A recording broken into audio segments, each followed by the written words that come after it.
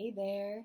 So this video is all about how to get hired with no experience. So if you're a recent college grad, or you're just trying to get that first job, or maybe you're trying to switch industries and start fresh, this video is for you, so stay tuned.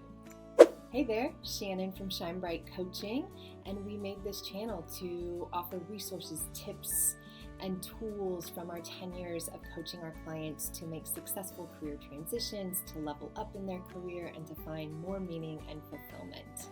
So welcome. Okay, so this video is all about how do you get that first foot in the door opportunity when you have no experience in the industry or the role that you're looking to land. So guess what? You're not alone. Lots of people find themselves in this situation, and it can be really overwhelming to feel like, how do I prove myself, right? Maybe you see yourself in this industry or in this role or in this specific company, and you believe that you could add value, but being able to actually prove that or convey that to a hiring manager can be really tricky when you don't have a resume to prove it, or you don't have the success stories that show, or demonstrate a long work experience. But guess what? You don't necessarily need that. And so I want to walk you through, some tips on how you can be approaching your job search when you don't have experience in the role or the industry that you are trying to land. So here we go. First tip, embrace your inexperience, right? The hiring manager knows that you don't have experience. And this is specifically for those recent college grads, or maybe you decided not to go to college, but you're just entering the workforce. They can see the resume. They know that you don't have 10 years of experience.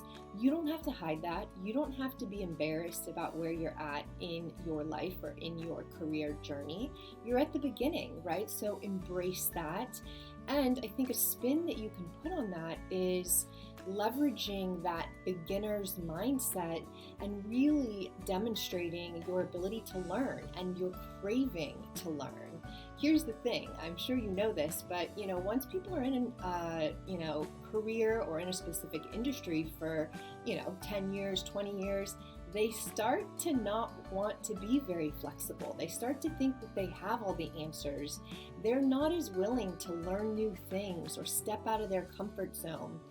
As a beginner, you have that in spades. You are a sponge. You're open and willing to learn, to take in new ideas, to try things, to, not think that you have all the answers. And there is a power in that, right? Sometimes when we think we have all the answers, or we think we're an expert at something, we can miss things. We can be closed off to new ideas or to continued learning. So leverage that beginner's mindset. Also, when else in your life have you been a beginner? Can you demonstrate a time where you had no experience in something and then you became an expert? So this could be anything from sport, right? Maybe you played dance, maybe you played soccer, track, whatever it may be. Maybe you're a creative, someone who likes to build things or make things, or you like art or knitting or baking. There was a time when you didn't know how to do that thing, or even in school, right? Maybe a certain subject that was really intimidating at first that you had no idea, and then you actually got proficient at that. Go back and think about, how did you learn that thing, right? What tools did you put into place? Was it a lot of consistent effort, or studying, or practice, or getting good at failing and picking yourself back up? How did you approach that learning process? And share that with the hiring manager. Show them and demonstrate to them, here's how I've learned this thing that was really hard at first, and now here's where I'm at. Giving them a sense of your journey and what it would look like to have you be a new person on their team, learning and gaining, skills and experience along the way.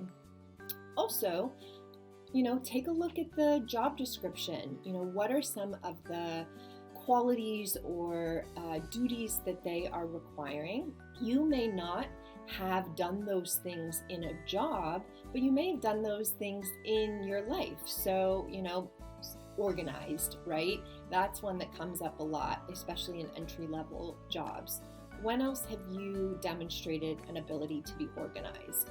Are you someone who likes to Marie Kondo your room?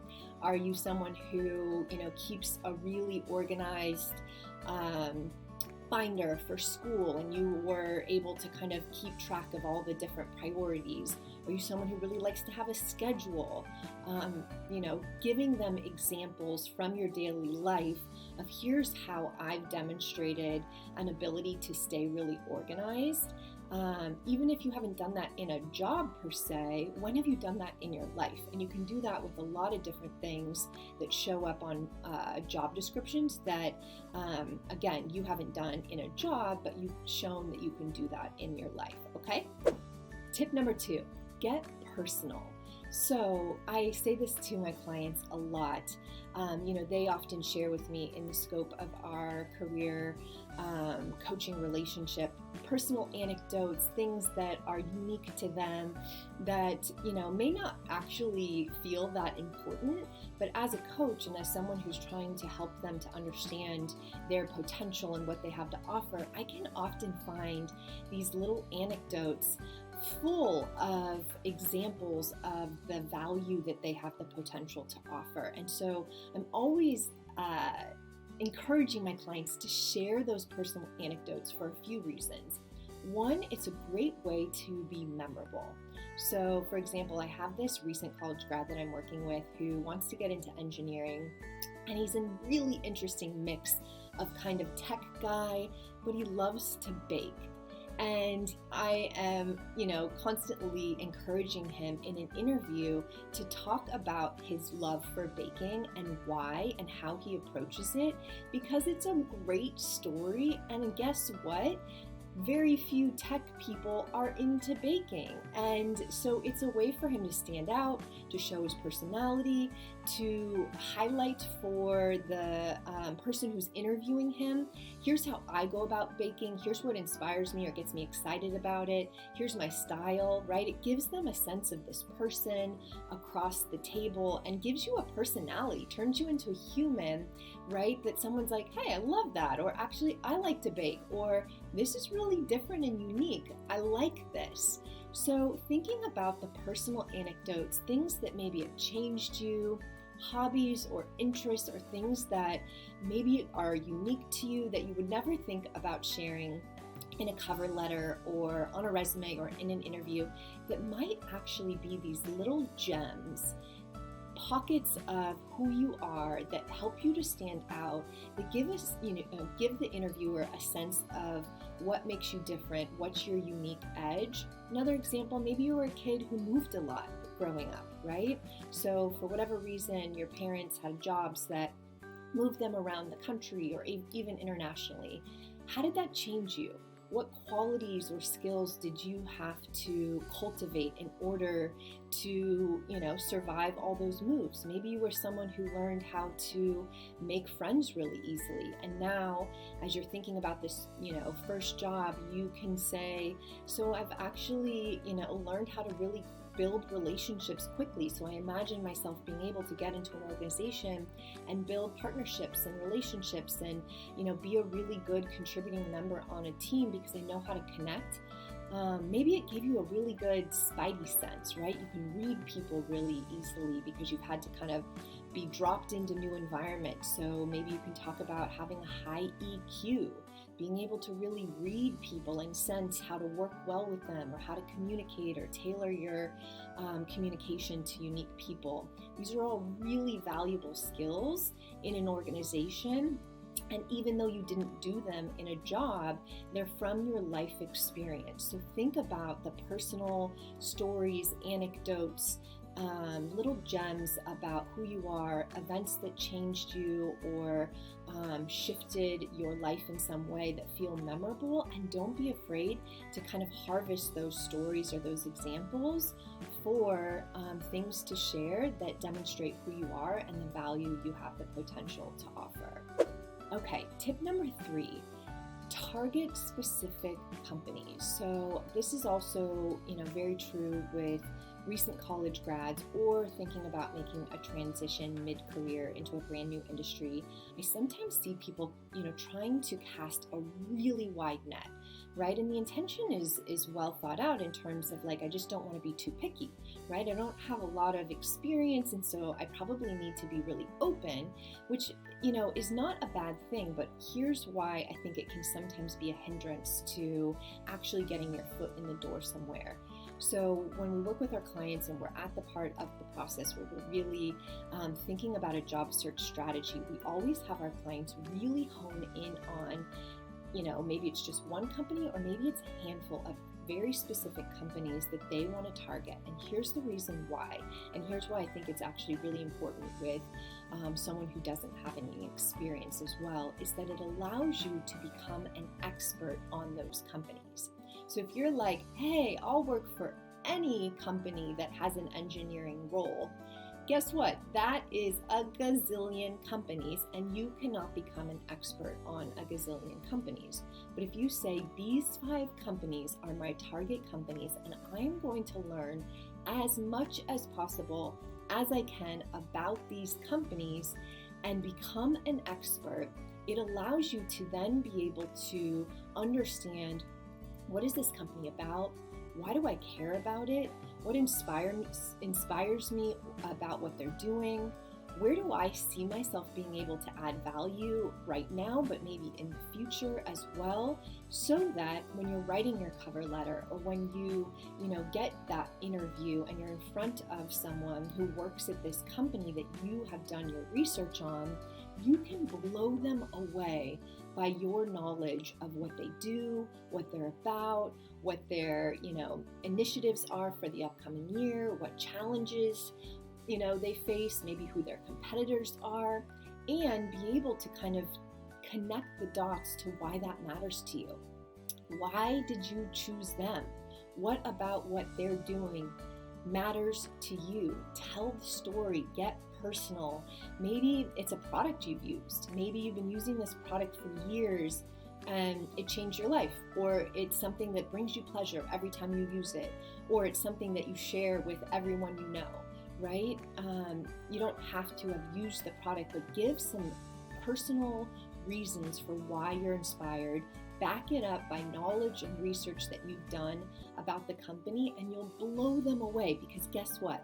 Most people walk into that interview with really simple knowledge about a company, right? They've gone to the website, they've read the mission statement, they read the job description, and that's about it, right? So if you walk in the door and you can spout out facts and you can have an intelligent conversation about what they're up to, this will set you apart. This will impress the interviewer.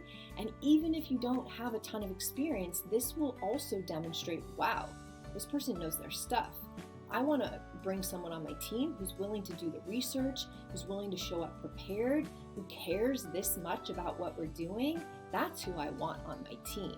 All right, next tip, get to know your strengths. So we all have these inherent qualities within us that are unique to us, that allow us to be able to do the things that we do in our life, to accomplish things, to connect with people, to figure out how we want to go about getting things done. These are what we call our strengths, right? They're unique to us, the combination of, these inherent ways of thinking, feeling, and behaving. It's your unique thumbprint, fingerprint in this world, and it holds a lot of clues for you in terms of where your intrinsic energy, engagement, satisfaction, and also where your greatest opportunities for potential lie. And the power of knowing your strengths is that they're inherent to you, meaning that they are not dependent on having had a lot of experience. Our strengths have been with us since the beginning, right? They've just kind of our unique ways of being in the world, and they are where we have the greatest opportunities for growth and development in order to kind of step into our fullest potential. So exploring what your unique strengths are, and you can do this in a lot of different ways. We use Gallup's Clifton Strengths Assessment, but there's a ton of assessment tools out there. You can also be asking yourself questions like, where do I have moments of ease? Where do I have moments of quick learning? Where do I get the most satisfaction? Where do I find myself in flow? These are all really great prompts to begin exploring where your natural talents and strengths lie, and digging in and really understanding what do you uniquely do best and how do you tap into these qualities. And then look at your life, look at where you've been, what you've done up to this point, and how have you used these strengths in order to accomplish things in the past. So again, going back to school, extracurricular activities.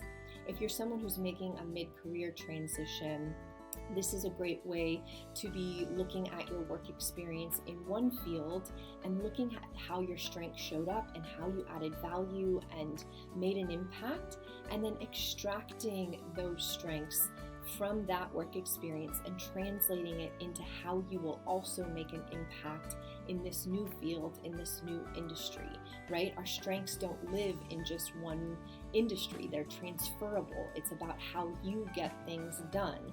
For example, you could be someone who has ideation as a strength, meaning you're really good at coming up with new ideas. You think outside the box.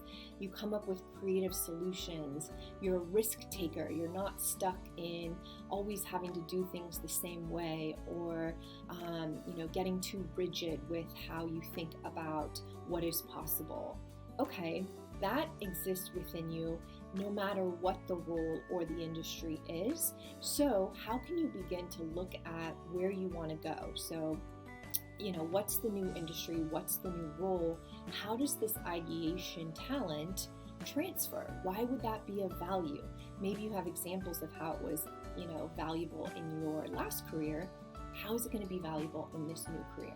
And as someone who's just starting out, if you have a similar talent, when has creative thinking or coming up with new ideas or thinking outside the box really led to a success, or to something valuable, or to you accomplishing something, or being able to collaborate with others? So know your strengths, understand what you uniquely have within you, how have you tapped into or used those strengths in your life up to this point, and then transfer that knowledge to how you see yourself being able to tap into those same strengths in this industry, at this company, in these roles that you're targeting. Last tip. Network. Okay, so especially if you're a young person just starting out, I know you're thinking, network? Who do I know? I know my mom and my dad and maybe my 3 friends. I hear this all the time. And guess what? That's enough. If you only know 4 people, start there.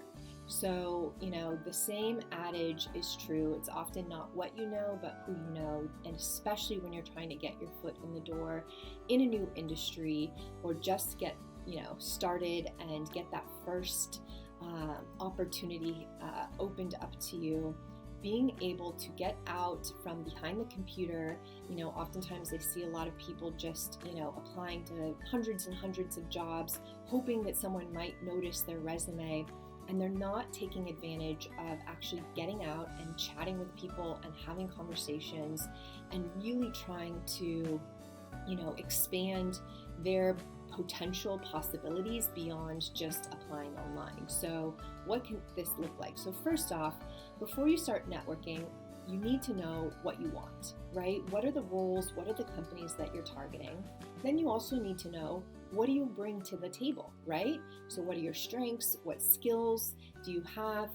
Even if you don't have any experience in this role or this industry, you still have strengths and skills, like we've just discussed, that you've been using throughout your life, or maybe if you're doing a midlife transition that you've used in your past jobs, that can transfer. So get that down, understand your unique value, and then connect the dots to why you think you would be good and the potential you bring to the table for this new industry or new role that you're trying to get into. Then start reaching out. So start with the people you know and come to them and pitch them. Say, hey, here's what I'm looking to do. Here's what I'm excited about. These are the roles that I'm targeting, and here's some of the companies I'm most excited about. And then ask them, what do you think? do you know anyone who maybe works here? Do you know anyone who might be able to help me get my foot in the door? Or do you know anyone who's maybe worked in this industry or in similar roles that might be able to share information or knowledge about their journey, right? So networking is a two-pronged approach. It's a way to learn more about the industry, the roles, the companies that we want to target, but it's also a way of building connections, right? Starting relationships with people who work in industries and fields you're excited about. So you start with the people you know, you give them a pitch of what you're looking for, what you're targeting, what you think you have to bring, and then asking for suggestions on who they could connect you with. Do they have any information or knowledge they can share? And you want to end every networking conversation with, who do you think I should talk to next? And almost every single time you ask this question, someone can come back with, oh, actually, you know what? I had this old neighbor, or you know what? I have an old colleague that I worked with years ago that I think might be a good person. Or sometimes people say, you know what? I can't think of anyone right now, but let me get back to you. And maybe a week or 2 weeks later, you might get a phone call or an email that says, hey, I actually just thought about someone who might be really great for you to talk to. But here's the thing, you need to come to those conversations prepared with a strong pitch, with a strong ask, so that the people you're talking to know how they can best help you. If you are like, I don't know a single person, then you need to do some cold networking. And this is why, again, having a target industry and companies within that industry is helpful in having a more strategic job search when you don't have any experience, because you can then get on LinkedIn, see who works at those companies, and start reaching out. Start, sending messages, and we have some videos on how to go about doing that, and seeing if you can connect to people at these organizations and just have conversations. You're not getting on there asking for a job, but you're just trying to learn more, like, hey, what is it like to work at this company?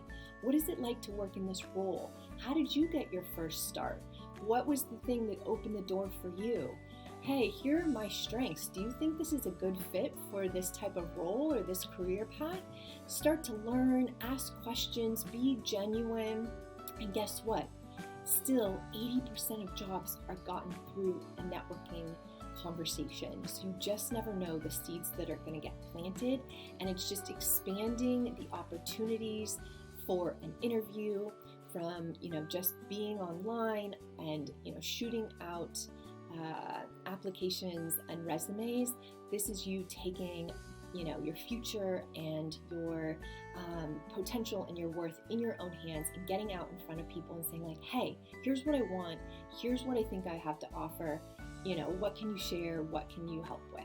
So, all right, guys, so those are my tips on if you don't have experience in an industry or a role that you're trying to get into, whether you're a college grad or you're doing a mid-career transition.